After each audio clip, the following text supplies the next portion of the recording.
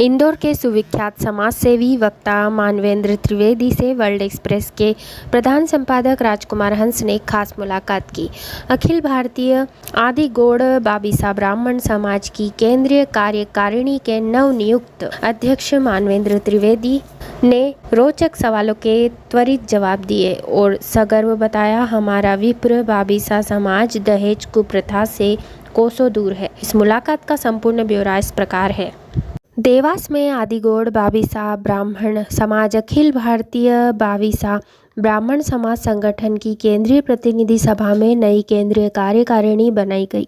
अध्यक्ष मानवेंद्र त्रिवेदी इंदौर, महामंत्री आचार्य धर्मेंद्र शास्त्री भोपाल उज्जैन, उपाध्यक्ष सुनील शुक्ला गोटू धार, योगेश व्यास देवास, कोषाध्यक्ष शशिभूषण पंडित हरदा, संयुक्त सचिव महेंद्र दुबे खंडवा, नरेश दीक्षित पोलाय कला, प्रमोद पांडे देवास, नरेंद्र शुक्ला सिराली, पुरुषोत्तम शर्मा इंदौर, कार्यकारिणी सदस्य दिलीप वैद्य रावेर, संजय पाठक बेड़िया चुने गए।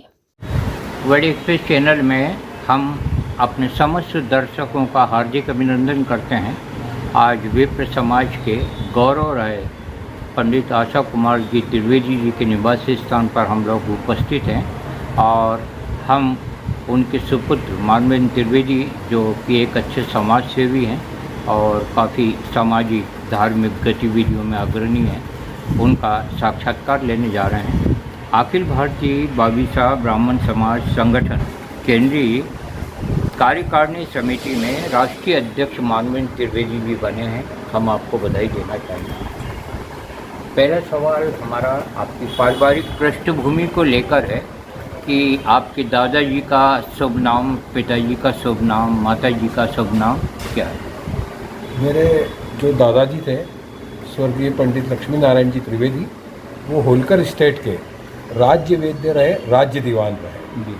होलकर महाराजा ने उनको जो है अपने दरबार में, राज्य दरबार में की उनको पदवी दी थी और उस समय के प्रसिद्ध राज्य वैद्य थे। और होलकर प्रशासन ने उसी तारीख में यहाँ भगवान धन्वंतरी की स्थापना की थी।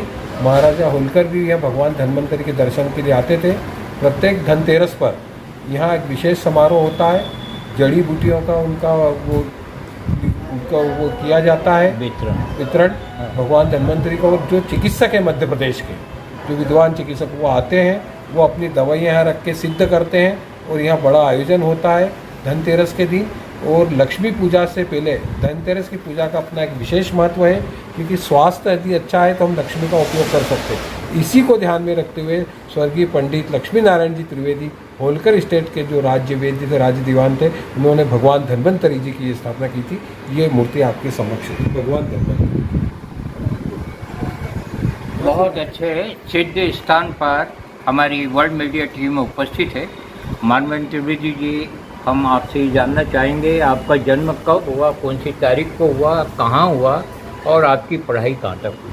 जी, 26 जनवरी 1962 को मेरा जन्म हुआ था। और जहाँ तक मेरी पढ़ाई का है, मैंने जो है B Com, M Com, LLB, labour law, double MA किया। और मैं विश्वविद्यालय का जो है यूनिवर्सिटी का डिबेटर भी रहा हूँ मैं। और कई वाद विवाद प्रतियोगिताओं में मैं अव्वल रहा हूँ। और विश्वविद्यालय की जो है वाद विवाद टीम का मैंने नेतृत्व भी किया। बहुत बहुत आपको बधाई। अभी आप बाबिसा ब्राह्मण समाज में केंद्रीय समिति में राष्ट्रीय अध्यक्ष बने हैं, इसके लिए भी बधाई।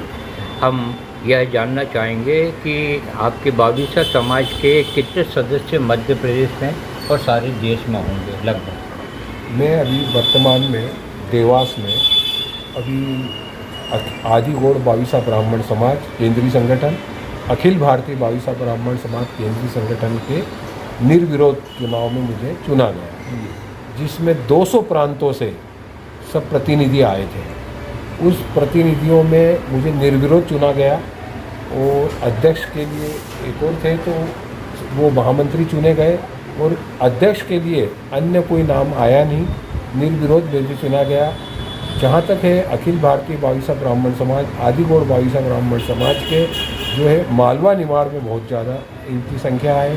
जैसे धार है, सनावद है, बड़वा है, उसके बाद उज्जैन है, इंदौर है, और उसके अलावा महाराष्ट्र में भी है, गुजरात में भी है और अन्य प्रांतों में भी जो है उनकी संख्या है। और अभी हम इसकी जनगणना भी कर रहे हैं, तो पूरी जनगणना होने के बाद आपको एक्चुअल आंकड़ा हम बता पाएंगे।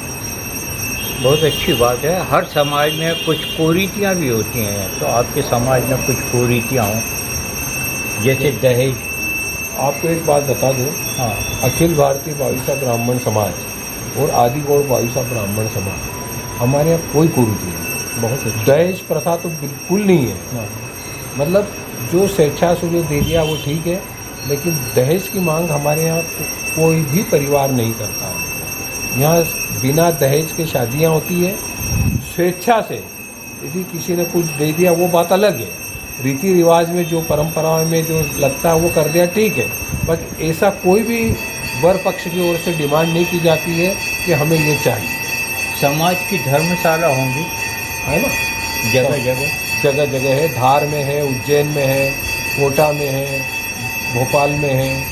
उसके बाद में अभी इंदौर में भी हमने यहाँ पे धार रोड के उधर जो है, जो अपना हरी गार्डन है उसके पास में एक बड़ी ज़मीन ली है, वहाँ भी हमारी निर्माण की योजना है। सभी प्रांतों में समाज का अपना एक स्थान है।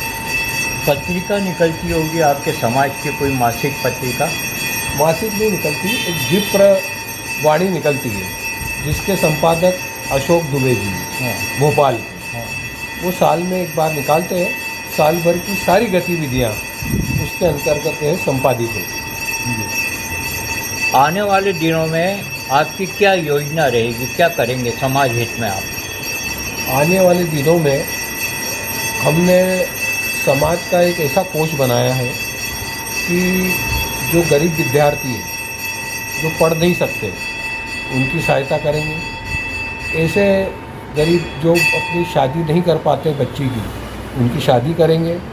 लेकिन उसके अंदर हमने कंडीशन एक रखी है, जिसकी भी हम मदद करेंगे उसका नाम उजागर नहीं करेंगे। अच्छा, हाँ, बहुत अच्छी बात। हाँ।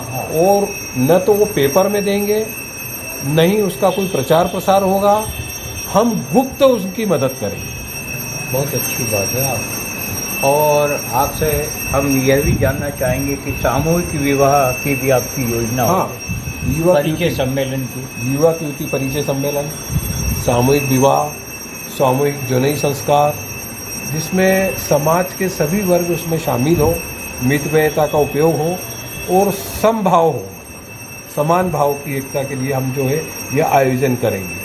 उसके अलावा जो है शिक्षा के लिए भी जो है हम आगे बढ़ेंगे और ऐसा कोष बना रहे हैं कि जो विद्यार्थी अपनी फीस नहीं भर सकता उसकी हम फीस भर रहे हैं। लेकिन हमने इसमें एक क्वाइट एरिया किया है कि जिसकी भी मदद करेंगे उसका नाम हम जो है ओपन नहीं करेंगे और न ही जैसे हमने किसी को चेक दिया, न उसमें पेपर में उसका फ़ोटो आएगा, न उसका नाम प्रकाशित होगा, न सोशल मीडिया पे उसका प्रचार होगा। हाँ जी, बहुत अच्छी आदर्श आपकी योजना है। सारे ब्राह्मणों को एक करने के लिए आपके क्या प्रयास रहेंगे, सारे ब्राह्मण एक हों? अभी वर्तमान में देखा जाए तो राजनीति के अंदर जो है ब्राह्मणों की स्थिति ठीक नहीं है। ब्राह्मण बहुत अधिक मात्रा में है, लेकिन हम ये देख रहे हैं कि राजनीति हो, आधिकारिक वर्ग हो, उसमें पहले की अपेक्षा ब्राह्मणों में कमी आ रही है। तो इसका एक ही है कि सारे ब्राह्मण संगठित हो और संगठन होकर यदि वो संगठित रहेंगे, कलयुग में क्या है कि जो संगठित रहेगा वही आगे बढ़ेगा। इसलिए आज की समय की आवश्यकता है। भले ही हम अलग अलग उपवर्गों में बटे हैं, लेकिन यदि हम एकत्रित रहते हैं, संगठित रहते हैं, तो सरकार भी हमारी सुनेगी और हमें हर जगह प्राथमिकता मिलेगी। अच्छी बात आपने कही। आपसे हम यह भी जानना चाहेंगे कि आप कौन कौन सी संस्थाओं से जुड़े हुए हैं इस समय? मैं देवी अहिल्या जन्मोत्सव समिति का अध्यक्ष हूँ और उसके बाद में विश्व हिंदू परिषद का पूर्व प्रदेश उपाध्यक्ष था। भारतीय जनता पार्टी में भी मैंने पूर्व में काफ़ी काम किया। हमारे पूर्व मुख्यमंत्री कैलाश जोशी जी के सानिध्य में स्वर्गीय राजेंद्र धारकर जी के साथ में जनसंघ के समय भी काम बहुत किया और जो यहाँ त्रिवेदी सदन है 125 आड़ा बाजार, यहाँ 20 साल तक जो है 20 साल तक विश्व हिंदू परिषद का कार्यालय रहा, जनसंघ का कार्यालय रहा। जब पार्टी की विषम परिस्थिति थी, जब इस परिवार ने पार्टी की संगठन की काफ़ी मदद की। हम पार्टी से ये भी मांग करेंगे कि ब्राह्मण समाज को राजनीति में ज़्यादा से ज़्यादा मौके दिए जाएं। मानवेंद्र त्रिवेदी जी, आज हम आपसे अंतिम सवाल आज के साक्षात्कार का करना चाहेंगे। आप विप्र समाज को क्या संदेश देना चाहेंगे आज के साक्षात्कार? मैं विप्र समाज को ये देना चाहूँगा कि वे भले ही उपवर्गन बटे हुए संगठित रहें। यदि हम संगठित रहेंगे तो हम एकता के सूत्र में बंधे रहेंगे तो कोई भी ताकत है जो हमें हिला नहीं सकती, और हम अपने जो मांग है सरकार से मंगवा सकते हैं। और दूसरा ये है कि जो आज ब्राह्मणों ने जो अपना पंडिताई का कार्य छोड़ रखा है उसको फिर से करना चाहिए, क्योंकि आजकल मुझे देखने में आता है कि पंडित ही नहीं मिलते, और जो भी पंडिताई कर रहे हैं वो काफ़ी उन्नति कर रहे हैं। धन की दृष्टि से नहीं, ये अपनी जो संस्कृति है, ये जो अपने संस्कार है, इसको भूलना नहीं चाहिए ब्राह्मणत्व को। और मैं ब्राह्मणों से ये भी आह्वान करूँगा कि वो मांस, मदिरा और ये सब चीज़ों से दूर रहे। जो ब्राह्मण का जन्म कई योनियों के बाद में ये जन्म हमें मिला है, इस जन्म को हम साकार करें, और जो हमारी संस्कृति है और जो संस्कार है उसको हम बचाएं। बहुत अच्छा आपका संदेश है। गुड्डी शुक्ला की ओर से एक सवाल आपकी ओर से आया है कि आपकी कितनी पीढ़ियाँ हो गई, और हमारे दर्शक उनके नाम भी जानना चाहेंगे कि पीढ़ियों के पूर्वजों के कुछ। मेरे पिताजी स्वर्गीय पंडित आशा कुमार त्रिवेदी, फिर दादाजी जो है मेरे स्वर्गीय पंडित लक्ष्मी नारायण जी, उसके बाद उनके पिताजी थे स्वर्गीय जगन्नाथ जी, उसके पहले के जो है बालम भट्ट जी फोटो लगे हुए हैं यहाँ पे, और स्वर्गीय रामेश्वर जी। ऐसी ये 7वीं पीढ़ी है मतलब। और जो हमारी जो पीढ़ी है, माता जी का शुभ नाम? हाँ, उनका नाम है श्रीमती इंदुमती त्रिवेदी। और ये आपके राधा कृष्ण मंदिर में क्या क्या गतिविधि होती हैं? राधा कृष्ण मंदिर में जन्माष्टमी महोत्सव का आयोजन बहुत धूमधाम से मनाया जाता है। 10 दिवसीय कार्यक्रम होता है। उसके बाद में रंग पंचमी का, होली का आयोजन होता है, दिवाली मिलन समारोह होता है। उसके बाद सबसे बड़ी बात यह विशेषता है कि यहाँ पे जो भी आयोजन होते हैं उनको निःशुल्क विद्युत, बिजली और स्थान दिया जाता है। वो आयोजन चाहे वो भारतीय जनता पार्टी का हो, आरएसएस का हो, जनसंघ का हो, या अन्य कोई सामाजिक संस्था का हो, या किसी की बैठक हो, कार्यक्रम हो, या कोई सगाई हो, उनको हम ये स्थान निःशुल्क उपलब्ध कराते हैं। उसे कोई किसी प्रकार का शुल्क नहीं होता। बहुत बहुत धन्यवाद। मानवेंद्र त्रिवेदी जी अच्छे शिक्षाविद हैं, और शिक्षा के क्षेत्र में, समाज सेवा के क्षेत्र में, धार्मिक क्षेत्र में आप अग्रणी रहते हैं। हम परमपिता परमात्मा से ये प्रार्थना करते हैं कि आप आपके परिवार की विरासत को आगे बढ़ा रहे हैं। आपकी प्रतिक्रियाओं का स्वागत है। जय हिंद, जय भारत, विप्र एकता जिंदाबाद। नमस्कार।